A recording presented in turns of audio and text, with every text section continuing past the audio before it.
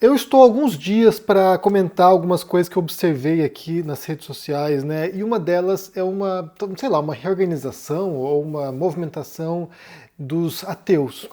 E aí eu assisti a uma boa parte dos debates que teve no Inteligência Limitada, no podcast, que foi entre o Daniel Gontijo, o Chileno Gomes, o Israel e o Gui Rocha, que foi uma semana atrás mais ou menos. Como eu falei, não assisti inteiro, porque o debate tem mais de 4 horas, mas eu assisti uma boa parte, assisti vários pontos ali, e eu quero comentar algumas coisas que aconteceram nesse debate. E outra coisa também que aconteceu essa semana que eu observei aí foi uma discussão que se deu entre o Iago Martins, do canal Dois Dedos de Teologia, e alguns ateus que estavam falando sobre a existência de Jesus, ou melhor, sobre a não existência de Jesus. E aí o Iago fez um vídeo ali falando sobre isso, né, sobre como é um consenso acadêmico de que Jesus existiu. Eu quero começar com esse ponto primeiro, depois entrar no debate do Gontijo e do chileno contra os cristãos, né? Só um recado antes de entrarmos no vídeo aqui, é que estaremos no Brasil, eu e Carolina Arcari, nesse dia 17 de maio, às 14 horas, na Livraria Travessa de Ipanema, no Rio de Janeiro, para o lançamento do livro Beijos, que foi escrito em parceria com Carolina Arcari e também com ilustrações de Inês da Fonseca. Então eu vou deixar aqui para vocês, na descrição desse vídeo, o link para que você possa lá marcar sua presença, porque as entradas são limitadas, porque vai ter brindes para as crianças, então a gente precisa confirmar aqui quem vai estar por lá, né? Então o link na descrição, espero você por lá, como eu falei, dia 17 de maio, 14 horas, na Livraria Travessa de Ipanema. Até lá. Primeira coisa é que, assim como disse o Iago ali, não me parece que a existência de Jesus seja uma dúvida acadêmica, seja uma dúvida em relação aos historiadores. Há, de fato, um consenso, né, de que Jesus existiu, então isso me parece que está quase fora de cogitação. Quem defende que Jesus era só um mito solar, ou era só uma figura simbólica e não foi uma pessoa de fato, está fora desse consenso. Não é mainstream. Então, assim, realmente aqui nesse caso o Iago tem razão. Então, assim, a questão por trás da existência de Jesus não é se ele existiu ou não, é o que ele era, né? Ele era um reformador religioso, era uma espécie de um revolucionário religioso, alguém que queria mudar drasticamente o judaísmo, ele era algum tipo de líder messiânico, era um profeta apocalíptico, ou seja, há algumas interpretações possíveis em relação à mensagem dele, porque também os evangelhos têm diferentes pegadas, né? Cada evangelho vai num sentido ali, então essa é a dúvida, né? Qual era a mensagem concreta e real de Jesus, não filtrada pela tradição? O que ele de fato dizia? E aí o consenso, né, o histórico é que tem pouca certeza sobre Jesus.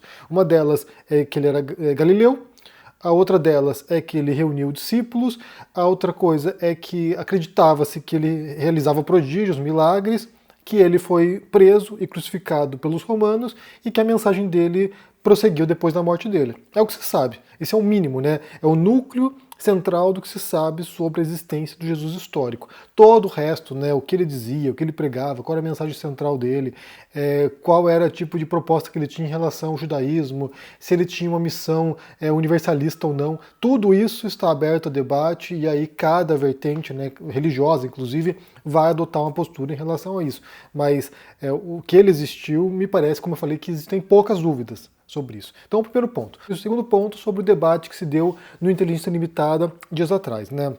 Então, o que aconteceu ali foi que você tinha os ateus versus calvinistas, né? Aqui na descrição do debate está como cristãos, mas o fato é que não representa todo o cristianismo, né? O calvinismo tem uma visão bastante também específica em relação a certos tópicos, né? Como o tema da predestinação, que é essa ideia de que Deus já escolheu quem são as pessoas a serem salvas e quem vai ter a danação eterna, possivelmente. Então, assim, é uma visão muito particular do calvinismo, não é compartilhada por muitas vertentes religiosas cristãs, então mais correto seria apresentar o debate como ateus versus calvinistas. Por que escolheram calvinistas para esse debate é um enigma, assim, realmente uma incógnita, porque sabe, no Brasil tem, sei lá, 1 milhão de calvinistas, até a Assembleia de Deus tem mais fiéis, quase 12 milhões, então assim, por que escolher uma vertente cristã tão específica assim? me parece uma má escolha para representar o que é a visão tradicional dos cristãos no Brasil, né? Ou pelo menos majoritária. Um católico ali, católicos representariam mais, certas vertentes evangélicas representariam mais, mas o fato é que é uma vertente bem específica, então o debate acabou se encaminhando para lidar com pontos específicos do calvinismo, o que me parece restringir um monte o debate, né? Restringir completamente o debate. E aí, no começo, o Daniel Gontijo até tenta fazer, né, esse recorte, né? O que estamos debatendo aqui? Qual divindade que a gente vai abordar? Quando a gente fala de existência de Deus, qual Deus a gente está abordando? Isso é fundamental, porque existem milhares de divindades. Ao longo da história da humanidade, diferentes religiões propuseram diferentes divindades. Então, quando você vai debater a existência de Deus, a primeira questão é do que a gente está falando, né? É uma existência de toda divindade possível, uma existência de uma divindade específica, e aí, como eu falei, nesse caso aqui, me parece que restringe muito o debate. Debater apenas a existência de um Deus cristão restringe, delimita, recorta, né, qual é o tópico ali, mas quando parte para uma vertente tão específica quanto o calvinismo, isso recorta ainda mais o tópico a ser debatido. Então, assim, eu acho que nesse sentido, por mais que tenha tido boa intenção o Daniel Gontijo de tentar delimitar do que estamos falando aqui, no fundo acabou se tornando uma coisa muito específica, né? E aí, outra coisa também que me indago, né, vendo esse debate ali, é o que eles pretendem com o debate, né? O que o chileno, o Gontijo e os religiosos ali pretendem com isso. Porque se os calvinistas acreditam na predestinação, eu não sei qual é a visão deles sobre conversão, né? Sobre, sabe, levar a palavra para converter as pessoas. Realmente não sei como funciona assim. Eu sei que tem certas vertentes religiosas que partem para uma pregação ativa e uma conversão ativa porque querem rebanhar as pessoas. Não sei se é o que o calvinista pensa. Então não sei o que eles se propõem quando estão debatendo isso. E nem sequer os ateus ali. Eu não sei o que o chileno e o Gontijo pretendiam. Qual era o objetivo ali? O objetivo sei lá, convencer alguém a ser ateu, o objetivo é mostrar o que um ateu pensa, qual é a proposta. Porque eu, quando falo de ateísmo aqui, eu tenho uma visão muito clara sobre o assunto, né? Para mim, pouco importa se você acredita ou não em divindades, se você acredita em alguma religião, segue alguma religião, para mim, tanto faz. Para mim, é indiferente, você pode acreditar no que você quiser. Para mim, quando eu falo de ateísmo aqui, é só mostrar que a descrença é uma possibilidade dentre muitas. É uma possibilidade que está em pé de igualdade, impossibilidades com a crença em alguma coisa. Então, assim, para mim é indiferente no que você acredita. Você pode ser católico, pode ser muçulmano, pode ser evangélico, pode ser hindu, qualquer outra coisa. Para mim não faz a menor diferença. É claro que, como eu falei nessa semana, né, falando sobre o vídeo do mini pastor lá, do pastor Mirim, há algumas crenças religiosas que podem ser perigosas socialmente, né, que podem impactar na vida das demais pessoas, que pode prejudicar os fiéis, inclusive. E aí, nesse caso, cabe, né, à sociedade, ao Estado, né, que acaba regulando as relações sociais, cabe ao Estado implementar regras para que abusos no interior da religião também sejam punidos. Se um fiel instiga o outro a algo que vai fazer dano à própria saúde dele, por exemplo, deixar de se tratar, por exemplo, deixar de fazer um tratamento médico porque supostamente Deus vai salvar, isso me parece que gera um dano e aí isso tem que ser investigado, isso tem que ser coibido. Mas, de resto, você pode acreditar no que bem quiser, né? Acreditar que Deus criou o mundo em 7 dias, que Adão e Eva foram os primeiros humanos, que, sei lá, que o mundo tem 6.000 anos. Ou seja, para mim isso é indiferente. Aqui eu vou mais na linha do Neil deGrasse Tyson, quando ele fala, né, que, bem, a pessoa quer acreditar em terra plana? Tudo bem. O que a gente não pode ter é um terraplanista sabe, sendo o diretor da NASA. Aí não combina, né? Nem não coincide. É que a pessoa se restringe a sua fé e as suas crenças religiosas no interior da religião dela, tudo bem. Agora, não queira impor isso a mim, não queira determinar o que eu tenho que pensar, não queira restringir os meus direitos como descrente e não queira forçar essa crença em políticas públicas, em certos sentidos, pelo menos, né? De modo a prejudicar outras crianças também. Então aí tem que compreender as dimensões e os limites da esfera da crença individual e como isso está, sabe, afetando a convivência com as demais pessoas. Acho que esse é o limite. Pense o que quiser, acredite no que quiser, para mim não faz a menor diferença. Aí eu quero ver com vocês aqui um trechinho bem interessante quando eles falam sobre o vazio existencial, né? E se a filosofia pode preencher esse espaço. E aí eu vou pôr um trechinho aqui curtinho para a gente ouvir e depois pensar algumas coisas sobre isso. Então assistam. Vocês acreditam que a ausência de crença em Deus pode gerar algum tipo de vazio existencial? A filosofia pode preencher isso de alguma forma eficaz? Boa pergunta, É hein? uma ótima, Seja sincero, hein? é uma ótima pergunta. Tem estudos mostrando que a religiosidade e mesmo a espiritualidade, quando alguém tem algum tipo de fé fora de uma congregação, isso traz sentido para a vida. Você encontra motivos para viver, propósitos e curte a vida por meio da fé, por meio da espiritualidade. Então, é uma fonte legítima de sentido de vida. Mas esses mesmos estudos, tem um, por exemplo, da Alemanha, da Skinel, do Bruno Damasio, aqui no Brasil, que foi meu orientador de doutorado, mostrando que existem múltiplas fontes de sentido de vida. A que ficou em primeiro lugar nem foi a religiosidade, a espiritualidade. Aqui no Brasil e na Alemanha foi o que eles chamam de generatividade. É o quanto você se dedica para fazer coisas cujos resultados vão beneficiar terceiros. Basicamente é o legado que você vai deixar para a próxima geração, são trabalhos sociais que você faz, aquilo que não está trazendo uma riqueza, um ganho para si mesmo, e sim para uma causa maior, para o mundo, para a sua comunidade. Então, generatividade é uma fonte mais poderosa de sentido de vida do que religiosidade e espiritualidade na Alemanha e no Brasil, conforme esses dois estudos que eu estou exemplificando. E nesse estudo da Alemanha é muito interessante porque os ateus não passavam por mais crises de sentido de vida do que os religiosos. Olha que doideira, porque às vezes existe essa ideia de que o ateu vai ficar perdidão. Ao contrário. Poxa, ele pode encontrar fontes de sentido alternativas. Assim então, como ele pode também ficar perdido.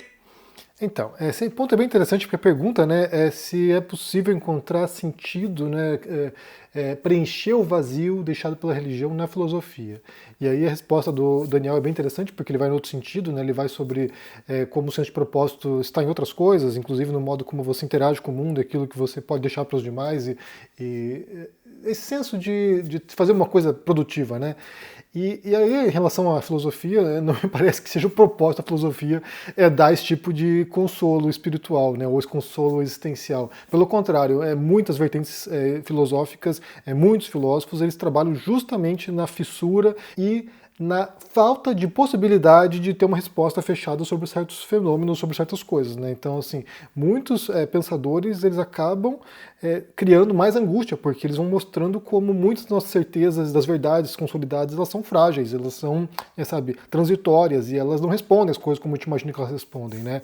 Eu estou fazendo um trabalho agora, sobre o ateísmo, que eu estou concluindo agora, um livro sobre ateísmo, que vai, sei lá, possivelmente ser publicado em breve, no qual eu abordo essa questão do vazio, né, dessa dúvida que surge, porque na verdade o vazio não é a falta de respostas muitas vezes. Às vezes é, mas não é só isso. Às vezes o vazio é a perda de relações que você tem com pessoas da sua comunidade. Porque assim, você está lá no meio da sua família, que é um monte de pessoas religiosas, vocês têm uma série de códigos de discursivos, inclusive, né, daquilo que você diz, daquilo que você pensa, e quando você rompe esse vínculo com a religião, você rompe o vínculo com a sua comunidade, você rompe o vínculo com os seus entes queridos. Então o vazio não é apenas vazio de respostas, é um vazio de relações. Então isso acho que pega mais, né? E como, inclusive eles falam durante o debate, um pouquinho antes dessa resposta, que muitas vezes você encontrar uma comunidade com a qual você possa ter esses laços, né? Mesmo se for uma congregação de ateus ou de descrentes, isso já supre essa necessidade dessas relações que você pode estabelecer com as pessoas com base em interesses comuns, com base em reflexões comuns, inclusive. Então não me parece que seja a proposta da filosofia dar esse tipo de resposta. Eu me aproximei da filosofia pensando nisso, né? Eu acho que aqui mostra inclusive um percurso individual, né? Quando eu começo a romper com a religião, eu fui procurar outras religiões para ver se encontrava uma resposta que me satisfizesse mais, né? Ou melhor, respostas para a realidade. E aí eu fui para a filosofia achando que eu ia encontrar respostas. E aí o que aconteceu ao longo do curso na filosofia foi justamente encontrar mais dúvidas, né? Foi rompendo, porque cada vertente filosófica, cada corrente filosófica vinha na contraposição a outras, e aí você tinha um monte de respostas fragmentadas, em conflito, em contraste, e aí foi que foi me levando para o ceticismo, né? Eu me recordo muito bem que eu tinha um professor, que era o Plínio Junqueira Smith, que é uma das maiores referências no Brasil sobre ceticismo. A gente teve 2 cursos sobre ceticismo lá, 2 semestres, né? e aí eu me recordo de assistir as aulas dele, ele falando sobre ceticismo, e eu ficava assim, sabe, desesperado, intrigado, e eu perguntava para ele assim, mas o que leva alguém, né, um cético, né, uma pessoa que não acredita em nada, o que leva essa pessoa a levantar da cama no dia e fazer suas coisas, e trabalhar, o que motiva essa pessoa, sabe, que tipo de estímulo ela tem para produzir alguma coisa. Hoje eu sei a resposta, é muito mais simples do que parecia naquele momento, mas eu como um jovem, 18 anos, aquilo era muito perturbador para mim, porque sabe, você cresce num ambiente no qual as respostas estão dadas, e as respostas são transcendentais, as respostas são bíblicas, as respostas são, sabe, de um sacerdote que vai na missa e conta as coisas. Quando você não tem esse solo firme, né, quando você já rompeu esse solo e percebeu que ele era, sabe, uma quimera, era uma ilusão, aí você tem que pouco a pouco tentando compreender que nesse vazio também surge arte, também surge criatividade, também existe ética, também existe uma série de condutas que você pratica porque são humanas. Você não está praticando condutas morais porque você é religioso. Você faz isso porque isso aqui tem a ver com a nossa convivência com os demais, inclusive pré-religiosa, né? Então, assim, quando na pré-história, quando, sabe, éramos grupos lá, bando de seres humanos pré-históricos, havia uma série de códigos de conduta que regia a convivência entre as pessoas. Então, é interessante a pergunta, e a resposta também é interessante, porque a resposta não vai satisfazer a pergunta, porque a filosofia não responde essas coisas, né? Ou quando responde, são sempre respostas transitórias e que vão ser contestadas por outros filósofos em algum momento, né? Vem lá um cara e dá uma resposta, outro vem na sequência e fala, essa resposta aqui não é boa, não faz sentido, não tem coerência lógica às vezes. Então é isso, não acho que seja a proposta da filosofia responder questões de vazio existencial religioso, não acho que seja. Bem, recomendo que vocês vejam esse debate, quem conseguir assistir às 4 horas, tem alguns pontos bem interessantes ali, e como eu falei, eu percebo que há uma nova movimentação de ateus ali, alguns mais histéricos, né, meio uma militância meio tosca, que remonta inclusive à época da ateia, né, que era uma militância tosca de internet, então as pessoas muito anti-religiosas, né. Uma coisa é você não ver motivos para acreditar na religião, né, não ver motivos para ser religioso, para ser fiel, sei lá, ser cristão. Outra coisa é você achar que tem o dever de ficar contestando, enfrentando as pessoas e sabe, desmistificando religiões. Daí eu acho que, sei lá, eu acho que a pessoa se ocupa mais com a religião do que os próprios religiosos, às vezes.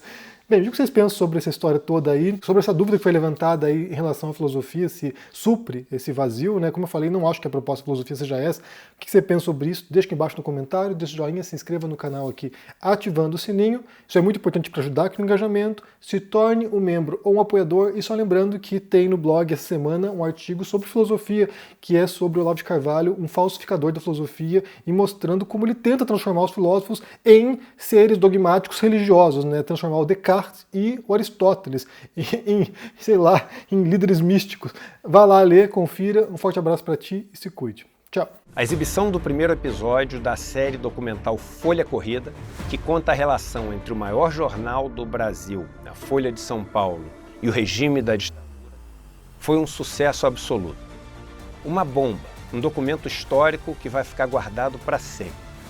É gratuito assistir e importante. Um abraço e bom filme.